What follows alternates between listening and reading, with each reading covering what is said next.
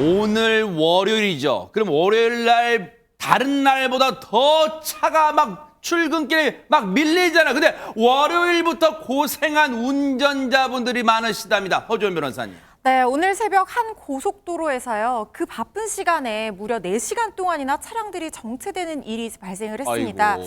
대체 어떤 일이 있었던 건지 영상 보면서 설명드리겠습니다. 세상에 4시간이나요. 네.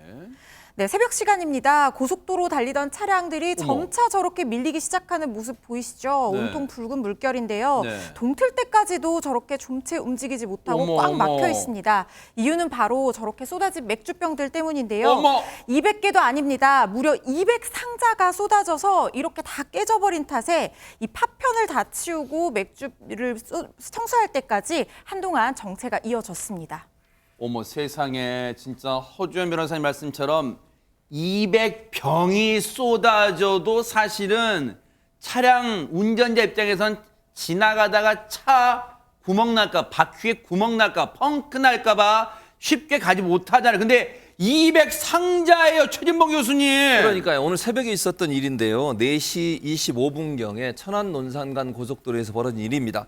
그 남공주 나들목 그 부근에서 일었었던 일인데 아하. 25톤 트럭이 넘어지게 됐어요. 그러면서 이 맥주가 200상자가 쏟아지면서 어머. 이게 다 도로에 깨지게 되잖아요. 어머. 그러니까 차들이 움직일 수가 없는 거예요. 그렇죠. 이걸 다 치우는데 상당한 시간이 걸렸고요. 어머, 세상에. 최초로 신고된 게 새벽 4시 33분에 신고가 접수가 됐고요. 그리고 1차로는 정리를 30분 만에 재개가 됐지만 나머지 차선들은 계속 치우는 작업이 계속되면서 8시 45분, 즉 어머. 4시간 정도가 지나서야 모든 차로가 정상 운행되는 한 5km 정도의 차량 정체가 계속 4시간 동안 지체됐던 그런 일이 발생했던 것입니다. 지금 보세요. 왼쪽 사진 보면 지금 오른쪽 사진은 이미 쏟아진 거고 바닥에 쏟아져서 깨진 거고 왼쪽은 그나마 저 트럭에서 안 떨어지고 간신히 걸려있는 상자들도 있는데 대박 사건. 그러면 맥주병 보통 200상자면은 개수로 치면은 최저하게 몇 개가 그냥 쏟아진 거예요, 바닥에. 네, 일단 맥주병 30개들인데요. 이게 200박스가 쓰러졌으니 병으로 따지면 6,000병이 넘을 것 같습니다. 정말 엄청난 어머, 수의 이 맥주병이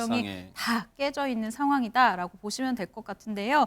이 경찰에서는요, 추월을 위해서 차선을 변경하는 과정에서 이 한쪽으로 쏠린 병맥주들이 이 어머. 무게를 이기지 못하고 한 번에 이렇게 와르르 다 무너진 것으로 보고 있습니다. 아하. 트럭 운전사를 상대로 네. 자세한 이 사고 경위를 파악 중에 있습니다. 세상에 저거 다 치우느라고 상식적으로 저걸 해당 트럭 운전자만 치웠겠어요? 고속도로 순찰대 분들도 다 고생하셨을 거 아니에요. 세상에 얘기 들어보시고 이어가 보도록 하겠습니다. 상대 차량 추월하는 과정에서 핸들을 급하게 조작을 했다. 그렇게 현장에서 진술을 하셨었나 봐요. 피해 차량들이 지금 5대 정도 나오는데요. 화물공제 보험에 가입되어 있어가지고 요 타이어 펑크 나고 대부분 그런 피해를 보신 차량들인데 보험 접수해 주기로 하고 스티커를 발부를 한다든지 추가적으로 요 사고에 대해서 조사를 할지는 그 해당 팀에서 아마 판단을 할 거예요. 아니 그 새벽에 물론 저런 배달하시는 뭔가 화물을 운반하시는 분들은 시간이 생명이라고 아무리 그러지만요. 아무리 급하다 급할수록 돌아가라는 말이 있잖아요. 왜 추월하다가 자칫 잘못하면 큰 인명피해 없어서 천만다행이죠. 근데 허주연 변호사님 저렇게 도로에 이번 일처럼 맥주병뿐 아니라 소주병이든 생수통이든 막 바닥에 막 쏟는 경우 있잖아요. 그럴 때 운전자 처벌 수위 같은 건 어떻게 되는 거예요? 지금 방금 보신 것처럼 추월도 문제지만 추월했다고 하더라도 화물을 잘 고정시켜놨다면 저렇게까지 피해가 커지진 그러겠네요. 않았을 것 같거든요. 말씀해 주신 것처럼 저렇게 병이 쏟아지거나 화물이 제대로 고정되어 있지 않으면 벌금 부과 대상이 될 수 있습니다. 어허. 도로교통법에서는요. 화물이 떨어지지 않도록 덮개를 씌우거나 묶는 등 확실하게 고정 조치를 할 것을 규정을 하고 있고요. 위반하게 되면요. 사고 발생 여부랑 상관없이 화물차 기준 범칙금 4만 원에 이 벌점 15점 또는 과태료 5만 원이 부과되도록 규정이 되어 있습니다. 아하. 그런데요, 네. 만약에 이걸로 교통사고가 발생했다 그러면 문제는 더 커집니다. 어머. 12대 중과실에 해당할 수가 있어요. 그래서 보험에 가입되어 있거나 피해자와 합의를 했다고 하더라도 형사처벌 대상이 될 수 있는데요.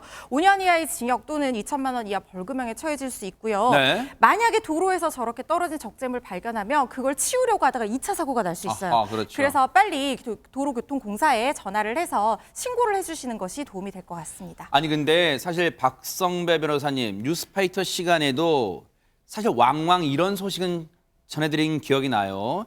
이렇게 화물차 또 트럭에서 뭐 물병 생수통이나 맥주병이 와르르 쏟아져서 운전자분이 난감해했는데 시민분들이 어벤져스처럼 나타나서 말끔히 뭐 1시간 만에 싹 치워졌다.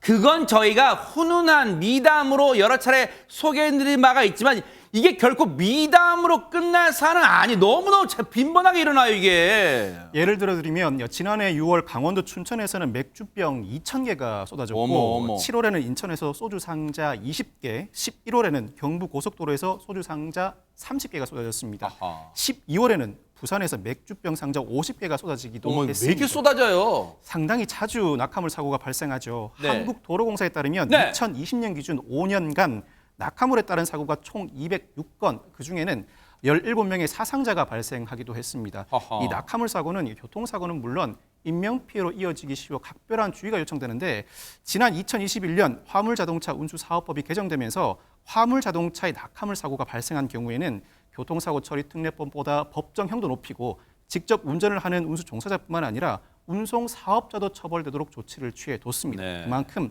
낙하물 사고 위험성이 크다는 것입니다. 물론 지금 이 시간에 전국적으로 화물을 운반하시는 트럭 운전자분들 고생하시는 거 압니다. 하지만요, 자신의 생명과 안전은 물론이고 다른 운전자의 안전을 고려한다면 꼭 이른바 고박 장치를 하잖아요. 고정하는 거, 이 화물을 고정하는 이 고박 장치 정말로 신경 써 주시기를 당부드리겠습니다. 보고 계십니까? 대박 사건. 네. 안녕하십니까? 김명준입니다. 여러분과 함께하는 뉴스파이터.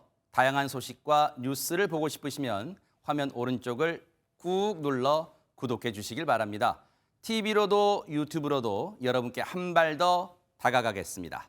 MBN 뉴스와 뉴스파이터를 사랑해 주셔서 고맙습니다.